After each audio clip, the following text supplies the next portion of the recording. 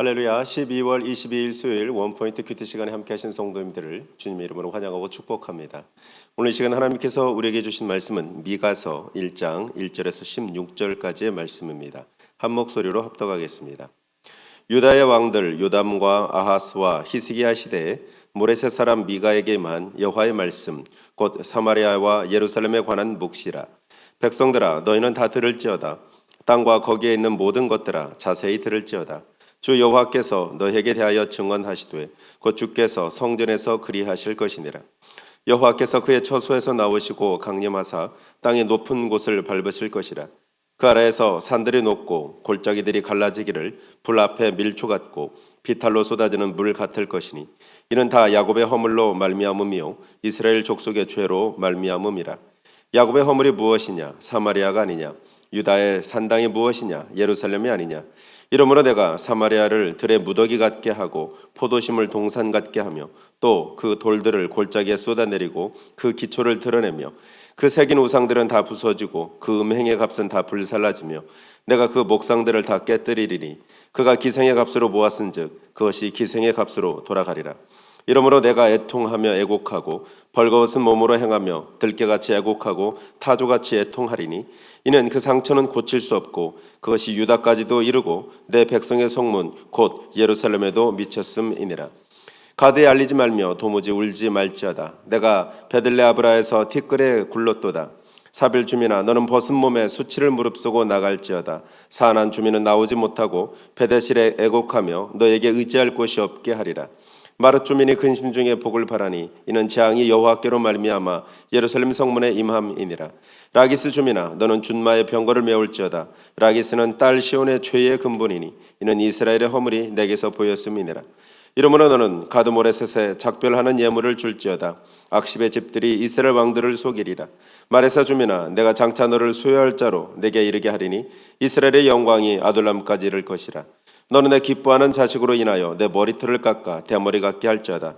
내 머리가 크게 벗어지게 하기를 독수리 같게 할지어다. 이는 그들이 사로잡혀 너를 떠났음이라. 아멘. 이 시간 죄에 대한 하나님의 증언이라는 제목으로 목사님께서 말씀 전해주시겠습니다. 할렐루야.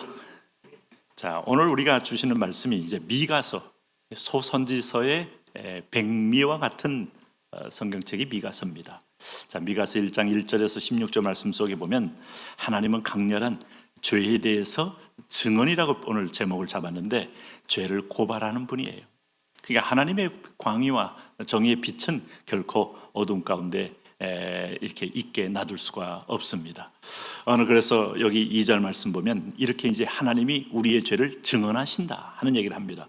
백성들아 너희는 다 들을지어다. 땅과 거기에 있는 모든 것들아 자세히 들을지어다. 주 여호와께서 너희에 대하여 증언하시되 곧 주께서 성전에서 그러하실 것이니라. 그러면 여러분 이 말이 얼마나 기쁠 수도 있고 고통스러울 수 있어요. 사도 바울이 사울이었을 때는 그 말은 공포의 말입니다. 그가 가편투표에 참여하며 유대인 그리스도인 된 자들을 잡아서 오늘 유대교를 지키기 위해서 헌신했던 그의 애정에 오늘 다메섹에서 만난 예수 그리스도의 증언은 어찌하여 내가 나를 핍박하느냐 하는 거예요. 하나님을 핍박하고 그리스도를 십자가에 못 박는 일, 이게 바로 사울의 일이었습니다. 그러나 그 사울이 거듭나서 눈의 비늘이 벗겨지고 하나님 앞에서 아라비아 사막에서 3년 동안을 연단받고 회복되어서 하나님의 사도가 된 이후로는 그는 재산도 내놓고 그의 여정인 전체가 복음을 위하여 살면서 그는 여러 곳에서 고난을 많이 받았죠. 네? 그러니까 40에 하나 감암매 얼마나 맞았습니까? 오늘 그가 정말 돌에 맞는 경우 얼마나 있었습니까? 그가 잡혀간 경우 얼마나 많았습니까? 감옥에 투옥된 일이 그에게는 꽤 많은 여정 속에 있었다 이 말이죠. 그럴 때 바울은 그런 말 합니다. 하나님이 나의 증인이시다. 우리가 반드시 하나님이 공포의 대상이 될 수만은 없어요. 성령으로 살고 성령으로 섬겼던 사람, 은밀한 곳에 봉사하며 섬겼던 사람은 하나님이 증인이기 때문에 보좌 앞에서 상급이 환하게 드러날 것이다 하는 거예요. 우리가 학생 때를 돌이켜보면 서로 이제 고등학교 1학년이 되면 어느 친구가 어느 정도 공부를 잘하는지 우리가 다 몰라요. 그러다가 한 학기 딱 끝날 때 성적이 딱 발표되면 저 친구 공부를 잘하는구나. 저 친구는 생각보다 공부를 좀 안 했구나. 이런 나중에 시험이라는 것은 그 사람의 실체를 드러내는 오늘 학업에 관한 얘기를 하는 겁니다. 드러내는 계기를 갖게 되듯이 마지막 최후의 심판대 앞에서는 우리가 살아온 여정을 그대로 하나님이 증언하신다 하는 거예요. 이제 그랬을 때 오늘 여기 이제 보세요. 하나님께서 그러면 오늘 이 하나님이 누구냐 하는 거예요. 다윗은 사실은 시편 11편 4절에서 여호와는 그의 성전에 계시고 여호와의 보좌는 하늘에 있으며 그의 눈이 인생을 통촉하시고 그의 안목이 그들을 감찰하신다는 표현까지 썼는데 우리가 하나님의 스캔 속에 있다는 사실을 오늘도 잊으시면 안 됩니다.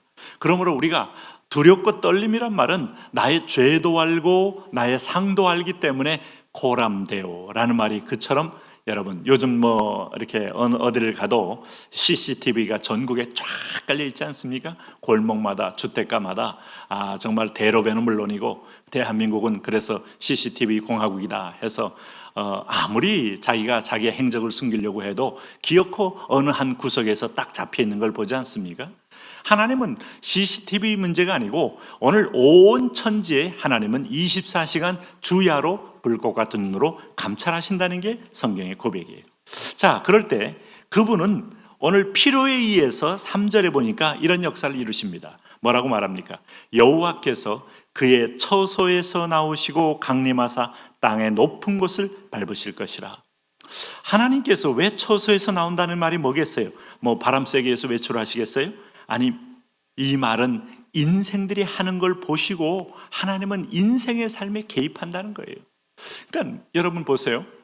스데반이 돌 맞아 죽을 순교할 때 하나님은 보좌가 열리며 그리스도와 하늘 보좌에서 일어났다 그랬습니다. 얼마나 충격적이고 감동적인 표현이에요. 왜? 내 사랑하는 아들이 내 이름을 위하여 순교의 여정을 가는 것에 하나님은 너무 감격과 기쁨과 안타까움과 주님의 어떤 긍휼의 눈이 있어서 일어나신 거예요. 그러나 오늘은 그 처소에서 나오신 것은 두들겨 패기 위해서 나오시는 겁니다. 앉아 있을 수가 없는 거예요. 하나님이 앉아 있기에는 너무너무 여러분 오늘 고통스러운 거예요. 그렇게 할 때 여러분 보세요. 그렇다면 왜 나오시는 거예요? 오늘 여기서 우리가 참 무서운 얘기가 여러분 오늘 여기서 나오시는 이유가 뭐겠습니까? 오늘 8절 9절 봅니다. 하나님께서 7절 한번 보세요. 7절 시작. 그 새긴 우상들은 다 부서지고 그 음행의 값은 다 불살라지며 내가 그의 목상들을 다 깨뜨리니 그가 기생의 값으로 모았은즉 그것이 기생의 값으로 돌아가리라. 결국은 우상 숭배 얘기입니다. 내 백성이 나를 섬겨야 되는데 여러분 성경처럼 분명하고 반복적이고 쉬운 메시지가 없어요. 여호와께로 돌아가면 하나님을 친근히 하면 복을 받고 여호와를 멀리하면 징벌과 징계를 받는다. 그러므로 하나님이 가장 혐오하는 것은 우상 숭배다. 그래서 너희가 섬긴 그 우상들로 인하여 내가 그 음행의 값은 다 불살라지며 목상들은 다 깨뜨리리니 우상 자신 대상도 산산이 깨진다는 거예요. 그리고 심지어는 그가 기생의 값으로 모았은즉 기생의 값으로 돌아간다는 말은 너희가 더럽게 얻은 그것은 더러운 값으로 내가 다시 돌려보낸다 하는 거예요. 내게는 결코 하나님의 고람되의 눈앞에는 둘 수 없는 것이다 라고 말하는 겁니다. 오늘 그런 면에서 보면 오늘 미가서가 말하는 오늘 하나님은 어떤 분이냐. 오늘 미가서 7장 18절에 이런 표현을 써요. 주와 같은 신이 어디 있으리까. 이게 오늘 미가의 이름의 뜻이기도 합니다. 주와 같은 신이 어디 있으리까.